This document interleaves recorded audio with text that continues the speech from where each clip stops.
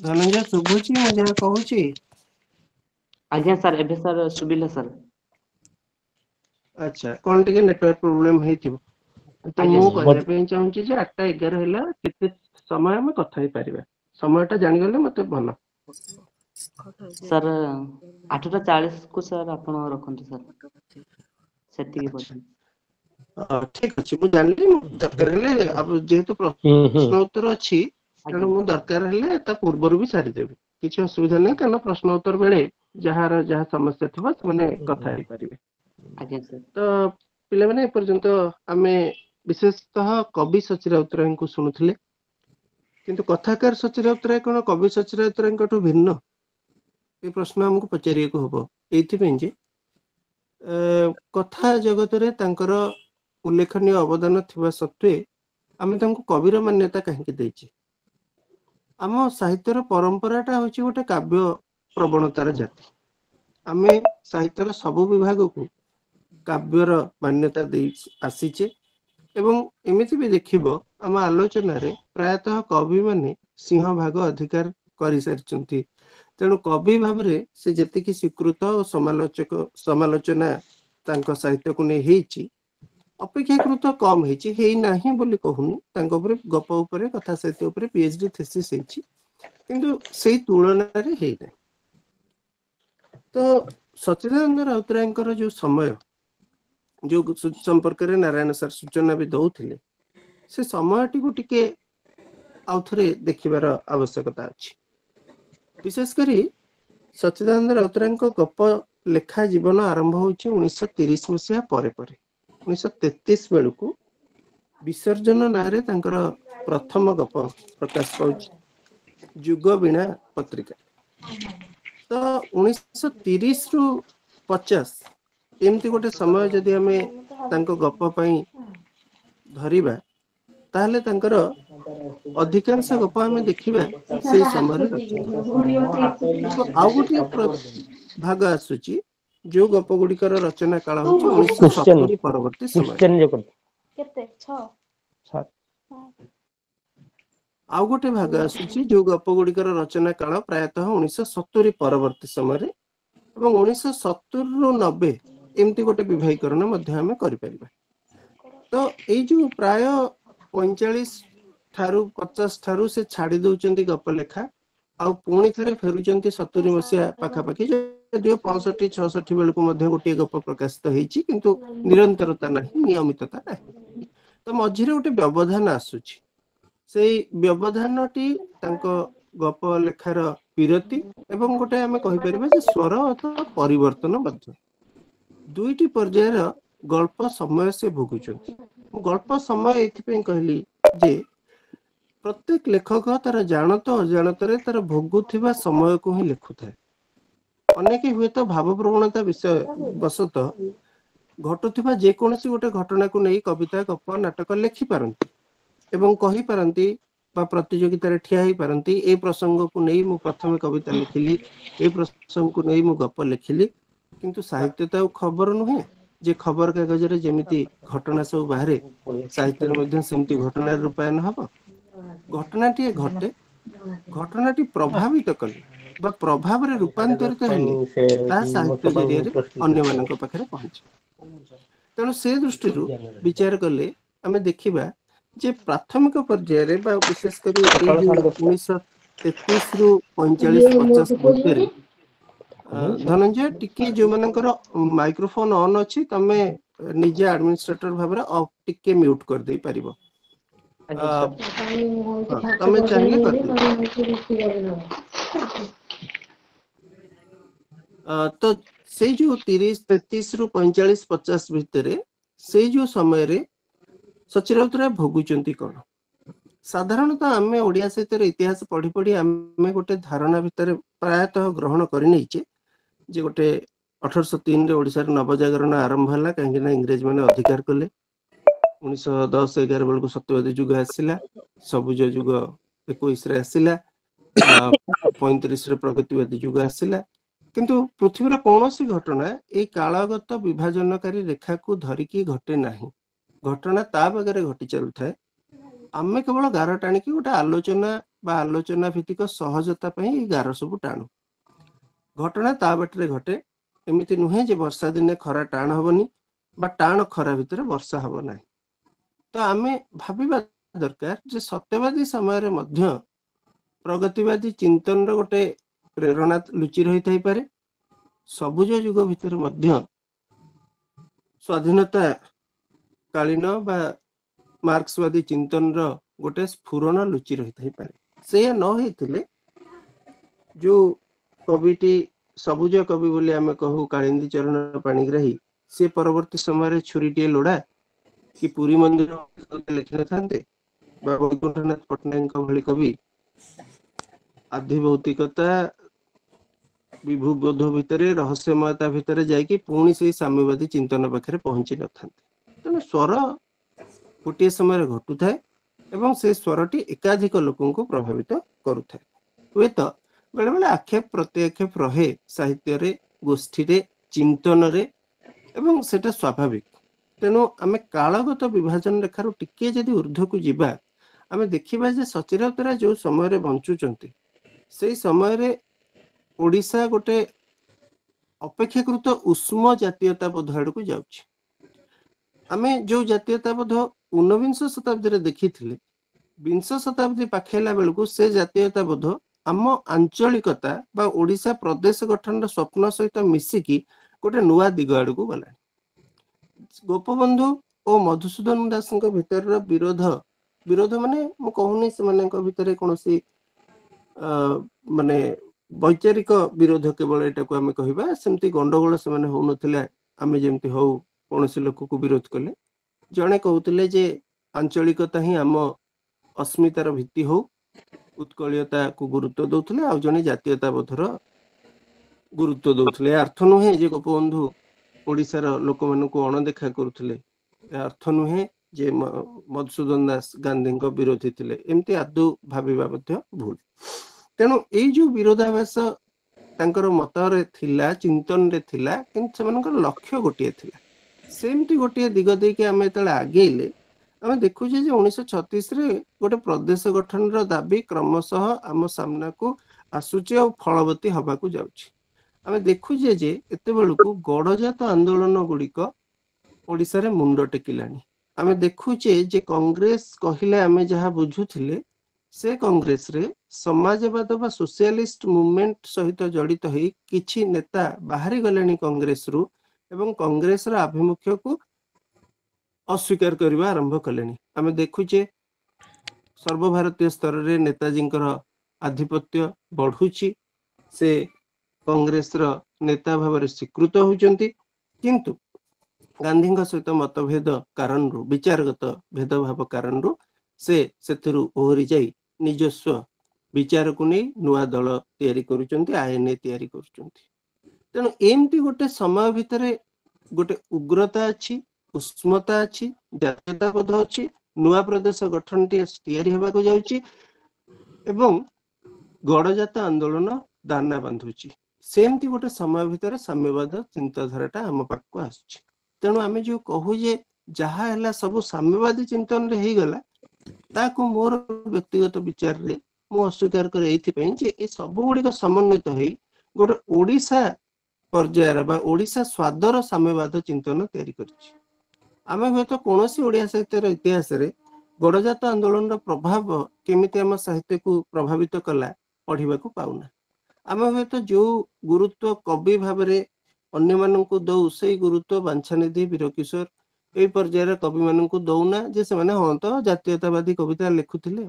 किंतु सेई जो जातीयताबोध को बंचई रखिबार आंदोलन भितरे जे साधारण लोक माने साहित्य सहित जड़ित होइकि थिले सेटा गोटे गुरुत्वपूर्ण पर्याय तो सेमती गोटे पर्यायर सच्चिदानंद राउतरायक गप लेखा आरंभ होउची एवं ए गप लेखार गोटे गुरुत्वपूर्ण कथा होउची जे आमे परंपरा को भांगिबार गोटे प्रवृत्ति एठू प्राय आमे देखुची कारण 1920 रु 30 हठात सचिराउतरा आसिकी किछि कर दे नाहंती आमे जदि कहबा जे सचिराउतरा आसिकी हठात बदलै देले हमको ताहले आमे गोटे भूल करबा आमे जे देखिबा 1920 रु 30 आम कथा साहित्यर धारा बदलिबा आरंभ होउची जो धारा रे फकीर मोहन लिखुथिले दयानिधि मिश्र लिखुथिले बा चंद्रशेखर नंद लिखुथिले से धारा बा से कहानी को लंबेबार धारा क्रमशः शिथिल हो जाउची नुआ प्रयोग परीक्षार समयटी आसिकी पहुंचुची गप भली आंगिक प्रति आमर विश्वास बा आस्था अधिक बढ़ुची कारण आमे कहानीटे कहबा पई काव्य लिखुथिले आमे कहानीटे कहबा पई नाटक लिखुथिले किंतु अल्प स्थान रे अल्प समय रे अल्प पृष्ठा भितरे जे कुहा जाई परिबो गोटे नुआ प्रकार ढंगरे कहानी ए कथाटी हमको गप बा क्षुद्र गल्प बोली जाहाको हम कहूचे से सिखेला कारण ये से समय जोठी आम लेखक माने उपन्यास काहाकू कुहा जीवो गल्प काहाकू कुहा जीवो ताहा न जानी केवल अन्य प्रसंग बा अन्य भाषार गप उपन्यास पढ़ी मध्य लेखा लिखुथिले एवं उदाहरण भाव में कहि परिबी जे जेतेबेले फकीर मोहन पेटेंट मेडिसिन गप प्रकाश पाउची तार परवर्ती समय ताकू नहीं कि गोटे नाटक लेखा होची गोविंद चंद्र सूरदेव लिखुचंती ताराबाई फार्स जार मुख बंधरे से स्वीकार करुचंती जे मु फकीर मोहनकर हास्य दीपक प्रबंध पढ़िली प्रबंध पढ़िली भल लगिबारु ताकू नाट्य रूप दबा कथा चिंता कली तो जो गप काहू कुआजिबो उपन्यास काहू कुआजिबो प्रबंध काहू कुआजिबो एई धारा आमुक लेखक माने क्रमशः ता सहित जड़ित होचंती सेमती गोटे समय रे 1920 रु 30 तेणु गोटे गुरुत्वपूर्ण समय होची जोठी हमें नुआ अनेक कथा देखुचे एवं से नुआ कथा गुड़िक भितरे आमे लक्ष्य करूचे जे वैष्णव चरण दास मने मने लिखा होची बा उपेंद्र किशोर दास मल्ला जन्म लिखा होची बा कालिंदी पाणिग्राही माटर मनुष्य लिखा होची एवं एई जो तीनोटी कृतिर ना बा आ गोटे मिशा जाई पारे जे एकाधिक लेखक एकत्रित होई हौ पछे बंगलार प्रभाव रे 12 प्रभाव रे बासंती कथा चिंता करचुंती तो ये जो प्रयोग परीक्षा निरीक्षार समय 1920 रु 30 आम साहित्य को देछि आम कथा साहित्य को देछि एवं सेइथिरु उद्भूत गोटे स्वर संभवतः सच्चिदानंद राउतराय कारण गोटे लेखक तार जानत अजाणत गोटे समय द्वारा ता पूर्ववर्ती लेखक द्वारा प्रभावित होबाक बाध्य मु आगुरु मध्य कहिछि विभिन्न स्थान रे जे गोपबंधु धर्मपद नथिले सच्चिदानंद राउतराय हुए तो बाजीराउतर परिकल्पना एते सहजरे करि पार नथान्ते बा बाजीराउत एते स्वीकृत हेइ नथान्ता काहेकि ना धर्मपद गोटे काव्यर मॉडल तैयारी कर दे गले गोपबंधु जो थे त्याग तितिक्षार जीवन केमिति गोटे नायकत्व प्रदान करि पारे गोटे बालक को से मॉडल टी अंतत गोपबंधु ता पूर्वरु तैयारी कर देथिले गपरे सेही प्रतिष्ठाटी देइचंती हेत अनंता जरिया रे फकीर मोहन कविता रे देइचंती से प्रतिष्ठाटी गोपबंधु एवं सेही मॉडल टी को बाजीराउत लेखिला बेलकु मध्य निज जानत अजाणत रे आपणैचंती सच्चिदानंद निश्चय तो से दृष्टि आम देखा जे गप लिखा आसला बेलू तांको समय जो गप अर्थात 1920 रु 30 एठी मु गप कहवा बेले केवल गप कहूनी गप ओ उपन्यास माने कथा भित्तिक उद्यम कथा कहूची कहानी भित्तिक उद्यम कथा कहूची सेगुड़िक तांको पे निश्चय प्रेरणा हेथिबो एवं से निश्चय बुझी जाइथिबे जे क्षुद्र गल्प कहले जे केवल गोटे कहानी कहवा नुहे कहानी आ प्लॉट भितरे जो पार्थक्य अछि ताको निश्चय सच्चिदानंद राउतराय बुझेथिबे एटा बुझिबार कारण टी मु आउ टिके स्पष्ट करे 19 शताब्दी रे आम लेखक पई मॉडल थिला बंगला 20 शताब्दी रे मध्य आम लेखक पई मॉडल भाबरे बंगला ही थिया अछि आमे जदि केतेबेले माधवमान सिंह को परधर्म पढिबा ताले निश्चय देखिबा जे परधर्म रे केमिति से आम कवि मानकर बंगीय अनुरक्ति प्रति उपहास करिसेंती जदि निजे माधवमान सिंह मध्य सेथुर मुक्त नहुंती तो ये जो साम्यवादी चिंतन प्रभावटी ये जो कहते उग्र जातीयतावादर बोधर प्रभावटी आम भितर को आसी सच्चिदानंद राउतराय पश्चिम बंग रहणी बा कलिकता रहणी किछि मात्रा रे दायी जेहेतु से किछि दिन किछि काल समय यही समय अवधि भितर पश्चिम बंग रे अतिबाहित करिसेंती तार प्रभाव मध्य तांको उपरे पड़ी थाई पारे ए समय बेलू प्राय 1924 बेलू लेनिन मृत्यु होची तेणु स्टालिन हाथ को साम्यवादी चिंतन प्रभाव प्रचार प्रसार दायित्व आसुची तेणु यही जो प्रभाव घटना घटुची एठी तांको कथा जगत को विभिन्न भाव रे विभिन्न भंगी रे प्रभावित करुची तो आमे तांकर मसान फूल जो संकलन के आमे देखुचे सेथिरे जदियो गप संख्या प्रथम पर्याय मात्र 5टी थिला परवर्ती समय से मिसई दिया जाइछि। हाँ ये कही दिए जे संस्करण बदलिबा सहित बेले बेले सच्चिदानंद राउतराय विभिन्न संकलन गप एपट सेपट करते 11टी गप थी 10टी कर देइचंती कोठी 9टी थी नुआ गपटे पुराना गपटे मिसई देइचंती तो विसर्जन जो गपटी कथा कहूली प्रथम गप ये किछि दिन तले आम भितरु जो माने कटक रे थिबे बा कटक खबर रखी थे से निश्चय जानी जे गोटे दुर्गा पूजा मेढ़ को लेकिन किसी गोटे घटना घटी एवं ताकू लेकिन किसी दिन सहर रे कर्फ्यू जारी होता सेमती गोटे घटना ही विसर्जन गपर पृष्ठभूमि चौधरी बजार और बालू बजार भितर मेढ़ को लेकिन जाऊथुवा मेढ़ को लेकिन विवाद एवं तारी भितर गोटे बुढ़ीटे पशि आसची जहा कोଳରେ गोटे छुआ जी हुए तो 3-4 दिन है खाइनी खाली से नुह शिशुटी मृत किंतु माँ मनटी ताको मृत बोली स्वीकार करने राजी नुहे केतबेले से हाथ रू खसी पड़े भी से पुणी ताको गोटे आणुची एवं गोटे आणला खाइबा पई ता पाखरे दबा को किछि नाही सेतबेले से मेढ़ विवादर नेतृत्व बा मध्य जाउथुबा नेता मिश्र को से पुआटी को थोई दे की कहूची जे तम पुओ खबर तमे बुझ ये गोटे वाक्य भितर समाजर धड़ा धुबलिया बाबू मानक जो कला कारसादी गुड़िक प्रति सच्चिदानंद राउतराय जमिति व्यंग कर ये तो भिकारुंटे ये तो सहर रास्ता कड़े जीवन बिताउथुवा स्त्रीटे सी जाकि नेता मिश्र को केमिति कहि पारले जे तम पुओ खबर तमे रख जेतेबेले देवींकर मूर्ति पाଳ ଛାଞ୍ଚରେ रूपांतरित होउची सेतिक बेले एई मृत शिशुटी को दिया जाउची गपर नाम विसर्जन तो सेमती गोटे चमत्कारिता सहित आकस्मिकता सहित सामाजिक व्यंग और समाजर विसंगति को प्रश्न तैयारी करुथुबा परंपरा को लेकिन ए गप लिखिथिले हुए तो सच्चिदानंद राउतराय तेणु तुम लक्ष्य करिवो तांको गप गुड़िकरे समाज प्रति विद्रूप गोटे प्रमुखता भूमिका ग्रहण करछि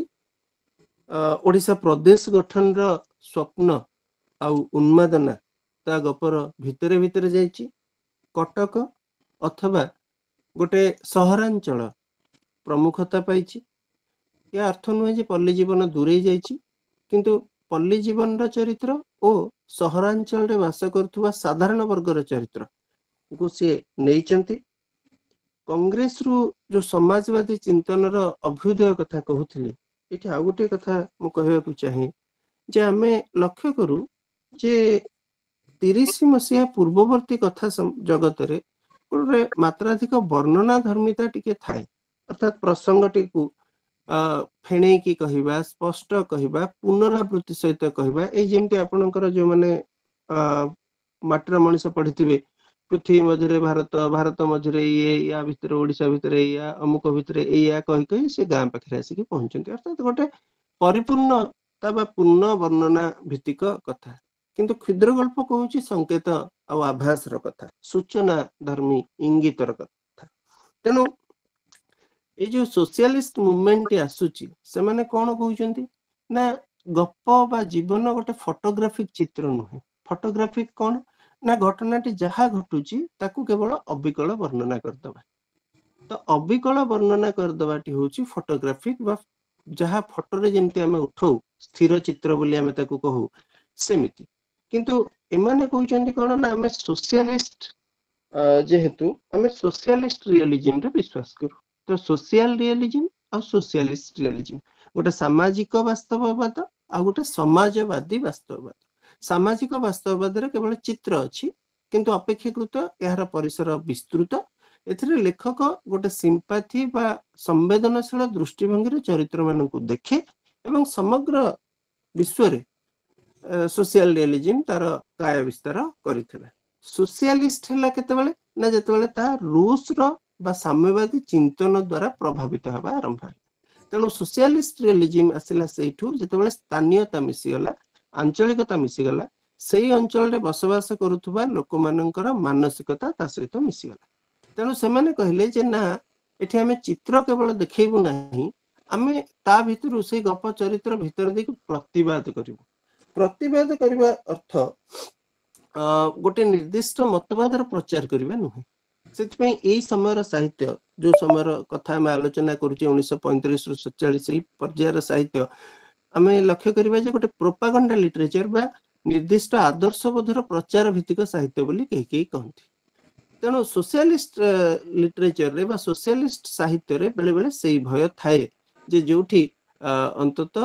ପ୍ରଚାର ସର୍ବସ୍ୱତା ପଳେଇ ଆସେ। କିନ୍ତୁ ତାଠୁ ବଡ କଥା ହଉଛି ସେ ଚରିତ୍ରଟି ପ୍ରତିବାଦ କରେ, लेखक दरकार पड़े तांको सहित समन्वित हुए, लेखक जोड़ी हेकी चरित्र पई स्वर उत्तोलन करे। सेति आमे देखिबा भगवती चरण पाणिग्राही गपरे शिकार गप अंतत जदि आमे देखिबा जे सेठी से प्रतिवाद करूची, से भोगुची, चुप हेकी रहि जाउनी बा गाल्पिक केवल घटनाटी घटला ताकू फांसी रे दंडरे दंडित हो गला बोली कहूनांती। तार प्रश्नटी को पचारिबा पई गोटे सुजोग प्रदान करूची गाल्पिकटी। सेमती एठी मध्य सच्चिदानंद राउतरायଙ୍କ गपरे आमे लक्ष्य करिबा जे सेई जो चिंतन द्वारा से प्रभावित अर्थात साम्यवादी चिंतन मार्क्स को प्रभाव तांको ऊपर पड़ीची, सेठी को से चरित्र मानक जरिया प्रश्न जरिया उपस्थापन करुचंती एवं ताठू बड़ कथा होची जीवन वास्तवता को स्वीकार करुचंती। कारण मु कहि दिए जे या पूर्ववर्ती गप थिला काव्यिक न्यायर गप, अर्थात भल कले भल खराब कले ता पई दंड अछि। जदि मंगराजे किछि पाप करिसंती ताहले से दंड भोगिबे, जेल जिबे। तो काव्यिक न्याय बा पोएटिक जस्टिस, भल काम कले ता पई पुरस्कार बा सम्मान व्यवस्था, खराब काम कले ता पई दंडर व्यवस्था। एवं ताकू भांगी सेते बेले किए हुए तो गोटे गदा डकैत भलिया गपरे चंद्रशेखर नंद जे जो थरे कौन होउथला ना नकारात्मक चरित्रटी भितर लुचि सकारात्मकता हमको दिसुथला। त माने कोनोसी चरित्र संपूर्ण नकारात्मक नुहे बा संपूर्ण सकारात्मक नुहे, ता भितर हुए तो गोटे पार्श्व को आमे देखिके निष्पत्ति नै जायछि। आ चोर आ साधु भितर भी तफातटी सेठी जे हुए तो चोरटी धरा पड़ी जायछि, साधुटी अद्यावधि धरा पड़ी नाही बोली तार धड़ा धबलिया बेश को देखिकी आमे ताको साधुर मान्यता देइछि। तेणु से दृष्टि जो चरित्र मानक निरेखिबा परखिबा सेमानक भितर लुचि रहितबा ए द्वैत मानसिकता को जणैबा एटा अधिक गुरुत्वपूर्ण होइछि सच्चिदानंद राउतरायଙ୍କ गपरे। आउ सेइथिरे हुए तो अनेक प्रथाबंधता भांगिछि। मु एठी आ अल्प समय टिके कहिया पई चाहिबी, आउ 5-6 मिनिट तो अछि, मोर समय 34 हैला। तो देखिबा पई चाहिबी जे चित्रग्रीव उपन्यासटी आमे जदि चित्रग्रीव उपन्यासटी देखिबा सेतरे आमे निर्दिष्ट कोनोसी कथा वस्तु निर्दिष्ट चरित्र वातावरण परिवेश जाको कहा जाय पाइबा नाही। काहे कि पाइबा नाही? कारण नोवेल रा प्रथाबद्धता को भांगुची गोटे लेखक, एवं नोवेल कहिले उपन्यास कहिले जहा से धारा को अस्वीकार करी से कहानीहीनता आड़ को जाउची। कहानीहीनता माने तो कहानीहीनता माने हुए तो स्वयं संपूर्ण कहानीटी नाही, किंतु प्रसंगटी अच्छी तो प्लॉटटी अच्छी तो प्लॉटटी अच्छी माने किछि उत्कंठा अच्छी, किछि आकस्मिकता अच्छी एवं उत्कंठा जड़ित आवेग गुड़िक मध्य पाठक पाखरे पहुंचुची। जेमती आमे तास खेलिला बेले तास को फेंटी दो एवं फेंटी देला परे कहा भागरे कोन पड़िबो जणा न थाए, अथच ताकू नै कि हमर उत्कंठा थाए। सेमती आंटी नोवेल रा परिसर, अर्थात केतेबेले कोन जेकोनसी जिंस घटी पारे एवं आको आमे हुए तो परवर्ती समय रे जोड़ी परिबा चेतना प्रवाही धारार उपन्यास जहाको आमे मने मने कथा कहू बा मन गहिरर चाष कथा कहि कि लय विलय पाखरे पहुंचू। तेणु एई जो चारोटी मात्र चरित्र को नै चित्रग्रीव उपन्यास लेखा हिची, सौरेंद्र, गगन, मृगांक आ गणेश, तो एई चारोटी जाक चरित्रंकर मानसिक द्वंद्व उद्वेलन ए सब को कथा मध्य एथरे जोड़ा जाई परिबो। जदिओ मुख्यतः एटी गोटे अव्यक्त प्रेम भावनार कथा को गुरुत्व देइछि, किंतु ता सहित जीवन भोगुथुवा समस्या गुड़िक मध्य सामना को आसीछि। जदिओ आमे केवल जेआरएफ पई प्रस्तुत हला बेले नारी विहीन उपन्यास भाबरे ताकू सीमित करके मन रखिछे एवं कहूचे जे नारी चरित्र नाही एथरे, सेतिकी मात्र यथेष्ट। किंतु आमे चित्रग्रीव पढ़िबा, चित्रग्रीव गोटे मनस्तात्विक धारार परीक्षा निरीक्षा को गुरुत्व दउची, ता सहित कहानी विहीनता को गुरुत्व दउची। पत्र उपन्यास प्रयोग कथा जदि भी आलोचना करिबा सेथरे मध्य चित्रग्रीव आसी परिबो। बहुत गुड़ाए कथा घटुची एवं खाली सेतिक नुहे बहुत विदेशी कविंकर कवितार परीक्षा निरीक्षा मध्य से चित्रग्रीव उपन्यास रे करूचंती मु एठी सूचना देवा पई चाहिबी जे जो माने चित्रग्रीवर पृष्ठा केतेबेले उल्टेइबे से माने देखिबे सेतरे कंक्रीट कवितार प्रयोग होईची जो कंक्रीट कविता धाड़ी को धाड़ी लेखिबा अर्थ केतेबेले बाहरुथबो केतेबेले बाहरु नथिबो ताकू नेकी बहुत परे हमर अनेक परीक्षा निरीक्षा होईची हमर प्रसन्न पाठशाणी आछंती राजेंद्र किशोर पंडा आछंती प्रफुल्ल त्रिपाठी लिखिचंती ब्रह्मानंद दास लिखिचंती बहुत लोक लिखिचंती तो कंक्रीट कवितार गोटे धारार प्रयोग मध्य 1936 रे से कथाटी होउची एवं एठी मने पकई दोची जे एतेबेले को नवभारत प्रकाशन आरंभ हलानी फकीर सच्चिदानंद राउतराय गप लेखा बेलू 36 मसीह नवभारत सच्चिदानंद राउतराय और गोपीनाथ महांती बद को चली जे कवितार शैली कौन हम गपर शैली कौन हम गद्य कविता ना गद्य कविता ये बद चली केतबेले गोपीनाथ महांती लिखुचंती केतबेले सच्चिदानंद राउतराय तार उत्तर दूसरी केतबेले नीलकंठ दास से बुढ़ा हेले भीतर को पशिकी गोटे समाधान चाहते किंतु गोटे वितर्क तैयारी होची जे कवितार भाषा कौन हम कवितार शैली कौन हम तो कविता और कथार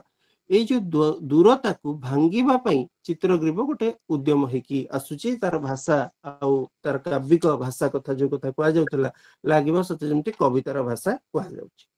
तो ये जो तीनोटी संकलन मो कथा मो कहबा पई चाहूतली विशेष करी माटीर ताज जो मसानरा फूल आउ छाई ये तीनोटी संकलन ये 40 रु 50 समय को ही प्रतिनिधित्व करछन आउ जो दुईटी संकलन मांकड़ अन्य गल्प और नूतन गल्प ये दुईटी प्रतिनिधित्व करछन 1960 परवर्ती समय को जेतेबेले गप